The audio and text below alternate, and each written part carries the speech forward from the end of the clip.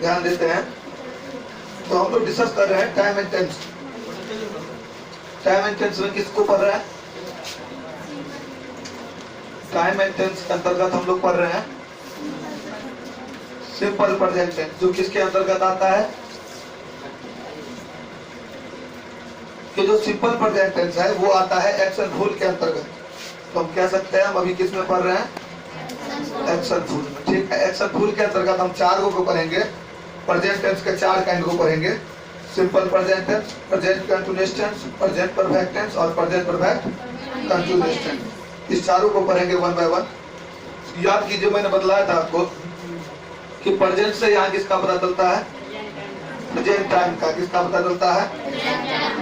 जिसको बोलते हैं आप वर्तमान समय। क्या बोलते हैं? वर्तमान समय। ठीक है, तो प्रेजेंट से प्रेजेंट टाइम का पता चल रहा है। और tense is the form of verb. Tense क्या है? वर्ब का रूप है। टेंस क्या है? वर्ब का रूप है, जो किसको दर्शाएगा? एक्शन को। जो किसको दर्शाएगा? एक्शन को। एक्शन मतलब क्या होता है? तो कहने का मतलब हो गया वह काम जो वर्तमान समय में किसको एक्सप्रेस करेगा?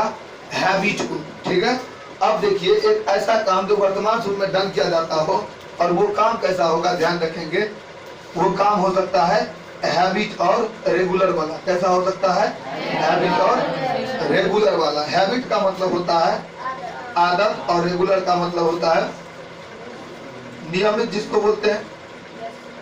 अगर कोई भी चीज आप नियमित रूप से करेंगे, then this types of activity is known as a habitual habit। Habit के रूप में जाना जाएगा जब कोई भी चीज आप रेगुलरिटी में रोज बाय रोज करेंगे, डे बाय डे करेंगे। तो जैसे एक एग्जांपल में मेंशन करूं तो मैं यहाँ लिखूंगा I talk in English every day with my grand पा। ठीक है, अगर मैं ऐसे लिखता हूँ कि मैं क्या करता हूँ, तो प्रत्येक दिन अपने ग्रैंड पा यानी दादाजी के साथ क्या करता हूँ? अंग्रेजी में बात करता हूँ। तो प्रत्येक दिन दादाजी के साथ बात करना, ये क्या दिखाता है आपको? एवरीडे। मतलब ये जो बात करने वाला जो ये पहले तो देख लीजिए, दी फॉर्म ऑफ वर्ब है। टॉक क्या है? फॉर्म ऑफ वर्ब है, वर्ब का रूप है, जो किसको रिप्रेजेंट कर रहा है? एक्शन को, काम को। और वो काम कैसा है? हैबिट वाला। कैसा है? हैबिट वाला। देखिए ना, प्रत्येक दिन बात करना ये क्या है?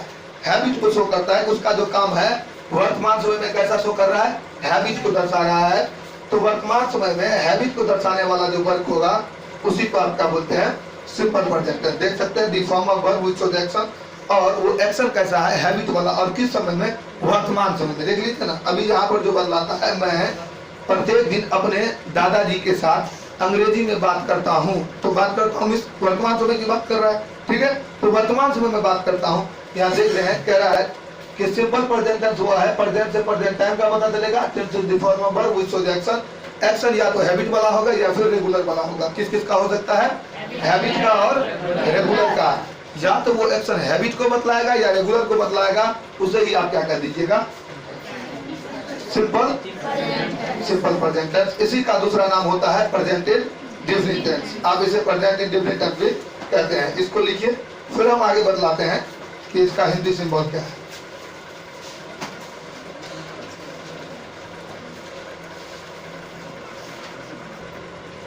चलिए, तो क्या कह रहा है? The form of verb which expresses a regular और हैबिचुअल एक्शन। कैसा एक्शन होगा? रेगुलर और हैबिचुअल एक्शन को दर्शाने वाला जो वर्ब का रूप होगा उसी, और वो किस समय में डन किया जाएगा? प्रेजेंट टाइम में। तो उसे ही आप बोल दीजिएगा सिंपल प्रेजेंट टेंस। नहीं समझ में है? जैसे एक और एग्जांपल ले लेते हैं। आई समटाइम्स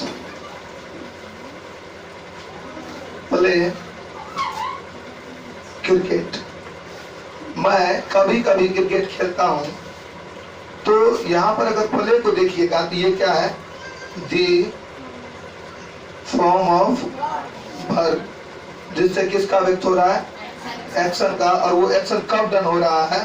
तो वर्तमान समय में। और ये जो एक्शन डन करने का है समय, वो किस समय में है? प्रेजेंट टाइम में ही है। अगर आप देखें गौर से तो आप क्या देख रहे हैं, आई समटाइम्स प्ले क्रिकेट, मैं कभी कभी क्रिकेट खेलता हूँ। तो कभी कभी क्रिकेट खेलना ये भी किसको दिखाता है, हैबिट को, कि उसका आदत है, वो रोज नहीं खेलेगा, कभी कभी खेलेगा। It shows also habitual in present. Okay, so according to this process we can say that this is the sentence which comes under simple present tense. अब ये तो बात हो गया अंग्रेजी सेंटेंस का, कि सर अंग्रेजी में लिखा रहेगा, फिर उसको पढ़ेंगे, तब जाके कैसे आइडेंटिफाई करेंगे, उसका अर्थ निकालेंगे। कहीं अर्थ निकालने में उल्टा पुल्टा हो गया तो पता ही नहीं चलेगा कि ये इसमें क्या हो रहा है, हैबिट को दिखा रहा है कि नहीं, इसका एक्शन, ये एक्शन वर्तमान समय में डन हो रहा है कि नहीं। तो इसके लिए हिंदी सेंटेंस को कैसे देख के पहचानेंगे, ये तो अंग्रेजी का हुआ, ओवरऑल जो भी है ये अंग्रेजी का है कि अंग्रेजी में पढ़ के ऐसे पता कर देते हैं, लेकिन हिंदी में कैसे पता करेंगे, इसके लिए हम लोग के पास एक ट्रिक होता है। आप देखेंगे वो ट्रिक क्या कहता है। ठीक है, इसको मैं हटा दूं।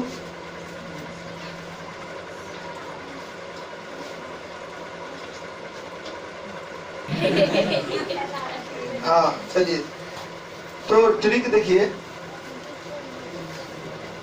ट्रिक क्या है।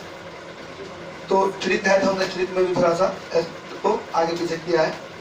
ट्रिक का नाम है हिंदी सिंबल। क्या नाम है? अब ये हिंदी सिंबल क्या कहता है, ये भी कह रहा है हिंदी सिंबल कि अगर कोई भी हिंदी वाक्य मेन वर्ब में, मेन क्रिया में, मुख्य क्रिया में क्या लगा रहेगा, ता लगा रहेगा। ता है, ते है, ती है। क्या क्या रहेगा? ता है, ते है, ती है। किस में लगा रहेगा? हिंदी वाक्य का जो मेन क्रिया होगा, जो मेन वर्ब होगा, उसमें ये चीज लगा रहेगा। ठीक है, जैसे मैं पढ़ता हूँ तो पढ़ना में क्या लगा है? ता है बात समझ, पढ़ता ता है। ठीक है, तो आप क्या कहेंगे? कहेंगे in the last of the Hindi sentence should be ता है, ते है, ती है इत्यादि लगा रहे। तो हम क्या समझेंगे कि ये सेंटेंस कौन से टेंस के अंदर है? सिंपल प्रेजेंट टेंस के अंतर्गत है। और इसको बनाएंगे भी किसके अकॉर्डिंग? सिंपल प्रेजेंट टेंस के जो फॉर्मूलाज होंगे, स्ट्रक्चर्स होगी, उसके अकॉर्डिंग हम इसे क्या करेंगे? सोल्व करेंगे। देखिए,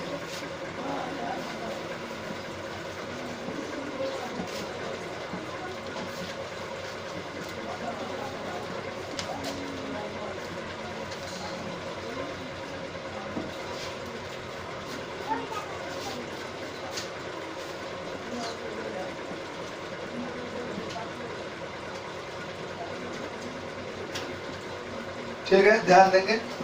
अब देखिए किस तरह से in the last of the Hindi sentence should be ता है, ते है, ती है, इसको हम देखते हैं। पहले तो आप ये समझ लीजिए कि हमने जब भी आपसे पूछता है कि टेंस कितना प्रकार का होता है, तो याद कीजिए हमने टेंस को पहले दो बतलाया था, फिर हमने तीसरा को भी लिखा और हमने बतलाया आपको it has been kept in the category of tense. वो कौन सा टेंस था? Future tense. अब सुनिए मेरा बात। अब फ्यूचर टेंस के अंतर्गत आपने एक टेंस के अंतर्गत हम प्रेजेंट टेंस को भी दो भाग में डिवाइड किए हैं, पास्ट टेंस को भी दो भाग में डिवाइड किए हैं और फ्यूचर टेंस को भी आप यहाँ तक की दो भाग में डिवाइड किए हैं। एक एक्शन लेस के बेसिस पर और दूसरा। तो जैसे प्रेजेंट टेंस के अंतर्गत चार को एक्शन लेस आया ना, स्टेट ऑफ पोसेशन, पॉसिबिलिटी और कंपल्सन, वैसे ही ये पास्ट में भी आएगा, स्टेट ऑफ पोसेशन, पॉसिबिलिटी और कंपल्सन, और यही प्रोसेस फ्यूचर में भी होगा एक्शन लेस में। लेकिन एक्शन फुल में क्या होगा?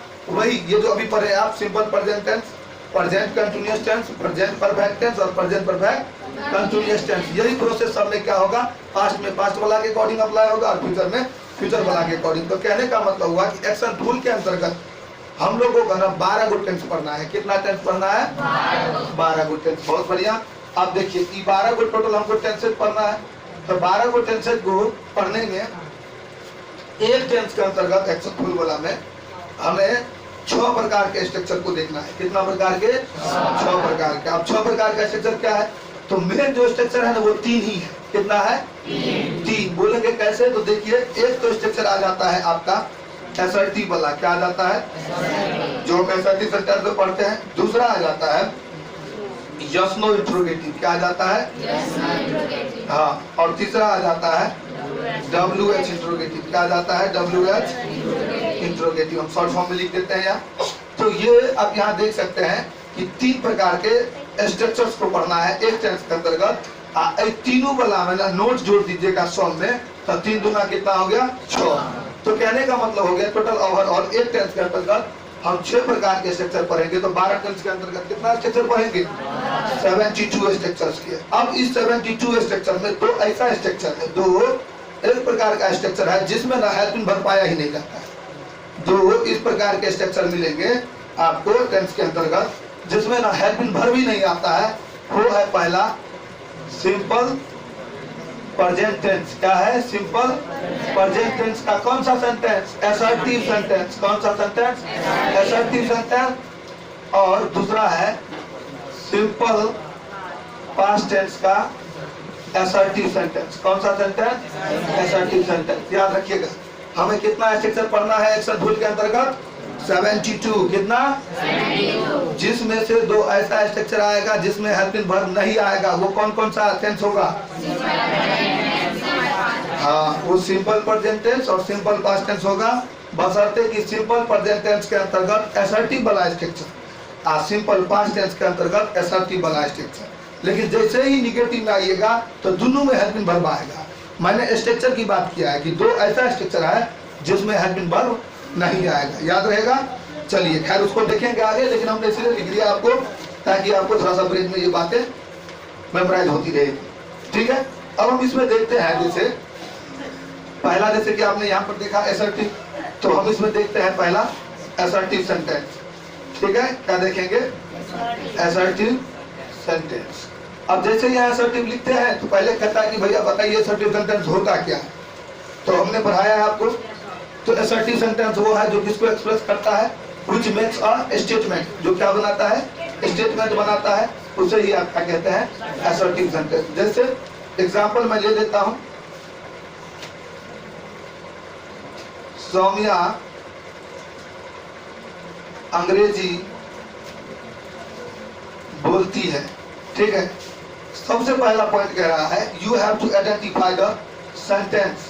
सेंटेंस में आपको आइडेंटिफाई करना है कि which types of tenses comes in such types of sentence, कि इस तरह के वाक्य में किस प्रकार का टेंसेज आया है, पहले इसको आइडेंटिफाई करें। तो देखिए सौम्या अंग्रेजी बोलती है तो in the last of the Hindi sentence should be ता है ते है ती है। देखिए ती है कहीं मिल गया तो ती है इसके अकॉर्डिंग हम लोग ये समझ पाए कि ये जो सेंटेंस है वो कौन सा टेंस के अंतर्गत है सिंपल प्रेजेंट टेंस के अंतर्गत है। अब इसको गौर से पढ़िए सौम्या अंग्रेजी बोलती है तो अंग्रेजी कौन बोलता है सौम्या। इस वाक्य में अंग्रेजी बोलने का काम हो रहा है जो किसके द्वारा हो रहा है सौम्या के द्वारा हो रहा है। तो हम ये कह सकते हैं कि ये वाक्य क्या कर रहा है कुछ बतला रहा है। क्या कर रहा है कुछ किसके बारे में सौम्या के बारे में। किसके बारे में अब कोई भी वाक्य सौम्या के बारे में बतला है तो सौम्या इस वाक्य में क्या बन के आया है सब्जेक्ट। तो सब्जेक्ट बन के आया है तो कह रहा है कि the sentence which tell something about subject is known as a statement. ठीक है ना। एक ऐसा वाक्य जिसमें क्या करता है कुछ बतलाता है किसके बारे में सब्जेक्ट के बारे में। उसी पूरे फ्रेम को आप क्या बोल देते हैं स्टेटमेंट। अब ये पूरा कथन हो गया स्टेटमेंट। और याद कीजिए कि हमने स्टेटमेंट का ही दूसरा नाम क्या रखा है असर्टिव सेंटेंस। कौन सा सेंटेंस तो ये क्लियर हो गया ये कौन सा सेंटेंस है असर्टिव सेंटेंस। हमने यहाँ लिखा असर्टिव, इसको प्रूव भी कर दिया ये असर्टिव सेंटेंस है। अब इसको बनाने के लिए स्ट्रक्चर कह रहा है कि सबसे पहले आप क्या करिएगा सब्जेक्ट डालिएगा। उसके बाद क्या डालना है V1 क्या डालना है V1 या V5 प्लस ऑब्जेक्ट। ठीक है। ये कह रहा है इस स्ट्रक्चर पर ये सेंटेंसेस को सोल्व करनी चाहिए। तो हम बोलिए ठीक है सोल्व कर देंगे। अब यहाँ पर सबसे पहले सब्जेक्ट देखते हैं क्या है सब्जेक्ट सौम्या। अब यहाँ पर प्रश्न आता है कि V1 लगाए कि V5। इसको बनाने के लिए आपको इधर देखना पड़ेगा क्योंकि हमें पता है he she it and other singular subject. कौन सा सब्जेक्ट सिंगुलर सब्जेक्ट। इसके साथ क्या लगा दीजिएगा आप बोलिए इसके साथ लगाइएगा V5 सिंगुलर सब्जेक्ट के साथ V5 और I we you they and other plural subject के साथ आप क्या लगाइएगा V1। ठीक है। तो किस किस के साथ V5 लगाना और V1 लगाना है समझ में आ गया। कि he she it and other singular. Singular किसको बोलते हैं? किसी एक पर्सन या थिंग को, ठीक है। प्लुरल किसको बोलते हैं? जब भी दो या दो से अधिक एक साथ आता है तो प्लुरल हो जाएगा, ठीक है। अब यहाँ पर देखिए, he she it and other singular subject के साथ भी भाई, I we you they and other plural subject के साथ V1 का प्रयोग करेंगे। अब इसको यहाँ पर सोल्व करते हैं। तो V1 और V5 क्या होता है? अब यहाँ पर एक और प्रश्न आता है, तो यहाँ देखेंगे थोड़ा सा कि हम यहाँ दिखाते हैं कि V1 और V5 क्या होता है। आपने पढ़ा था there are 6 forms of main verb. कितना पढ़ा था? 6। मेन वर्ब का क्या फॉर्म होता है? 6 गो, V1, V2, V3, V4, V5 और V6। अब देखिए इसमें 3 फॉर्म ऐसा है, V1, V2, V3, जिसको ना आप बना नहीं सकते हैं। उसका बनाने का कोई प्रोसेस नहीं है, उसका एक ही तरीका है, आप उसको रट डालिए या याद कर दें, ठीक है। जैसे बोलते हैं गो, तो गो का V2 वेंट, V3 क्या हो जाएगा? गोन, क्या हो जाएगा? गोन, ठीक है। अब रीड का हो जाएगा रीड, रेड रेड, ठीक है। उसके बाद कम, केम, कम, इस तरह से होगा। अब ये 3 फॉर्मेट आपको क्या करना होता है? याद करना होता है। V1 बोलते हैं बेसिक मूल फॉर्म, तो जैसे बोलते हैं प्ले, तो प्ले क्या हो गया? V1, ठीक है। अब इसका ना V5 बनाइएगा, तो V5 बनाने के लिए क्या करिएगा? तो प्ले में एस या ई जोड़िएगा तो क्या हो जाएगा? प्ले, ये हुआ V5। तो ये कह रहा है V1 में क्या कर दीजिए? एस या ई जोड़ के। देखिए V3 तक याद कीजिए, V4 में ING जोड़ दीजिए, किसमें? V1 में। V4 बनाने के लिए V1 में ING जोड़ के V4 बना सकते हैं। V5 कैसे बनाएंगे? तो V1 में S या ES जोड़ के V5 बना सकते हैं। V6 कैसे बनाएंगे? तो V1 के पहले 2 लगा के क्या बना दीजिएगा? V6 बना दीजिएगा। अभी हमें जरूरत है V1 और V5, तो इसको पढ़ते हैं। फिर अगर मान लेते हैं मेन वर्ब अगर रीड है, तो रीड का क्या हो जाएगा? रीड्स, रीड्स का आएगा V5। बात समझ में आ गया?